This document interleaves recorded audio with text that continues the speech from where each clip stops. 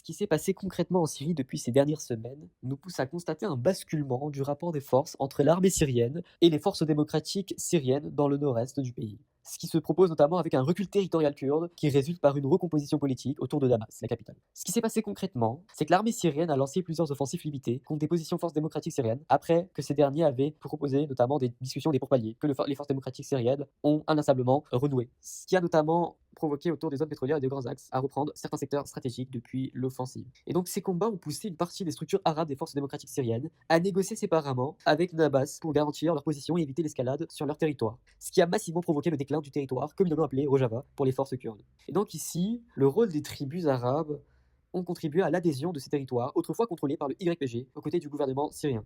Et donc dans l'Est syrien, les tribus n'ont jamais été un bloc homogène. Pour comprendre, certains étaient intégrés dans les conseils militaires du FDS, d'autres restaient plus proches de Damas ou d'Ankara. Et donc face à la pression militaire et aux promesses d'intégration dans l'armée syrienne, plusieurs chefs tribaux ont basculé vers le camp du gouvernement, ce qui a entraîné des défections au sein des unités arabes et des forces démocratiques syriennes, et donc un effritement de leur contrôle local. Mais pour comprendre tout ça, il faut aussi voir la différence entre les forces démocratiques syriennes, donc FDS, et le YPG. Donc en fait, les forces démocratiques syriennes qui ont été fondées en 2015 nous montrent en fait une coalition multiethnique qui peut comporter des Kurdes comme des Arabes, voire même des minorités comme les Assyriens, et donc avec une direction militaire qui serait tout de même dominée par le YPG, ce qui est la branche paramilitaire kurde dans la zone. Et donc le YPG reste le noyau dur kurde, idéologiquement proche du PKK, puisque son chef actuel était notamment membre du PKK, ce qui le rend encore beaucoup plus problématique pour la Turquie et une partie des acteurs régionaux, même lorsqu'il opère sous le label plus large du FDS. Et donc pourquoi le YPG est affaibli aujourd'hui?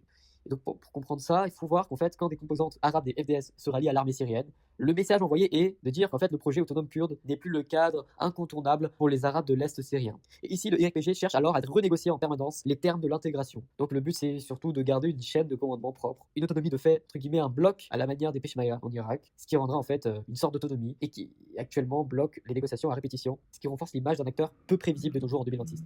Ici, la position de la Turquie, militairement, c'est de dire que l'armée turque reste pour l'instant à distance de ces combats directs. C'est ce qu'on constate également. Mais Ankara voit dans l'affaiblissement autonome de YPG et leur intégration partielle à l'armée syrienne une opportunité stratégique. Donc au niveau du renseignement et de sécurité, la Turquie a intensifié la coordination avec Damas et avec d'autres acteurs pour repousser vers un scénario où l'autorité de l'État syrien se réimpose tout en réduisant l'espace d'autonomie du YPG lié au YPK.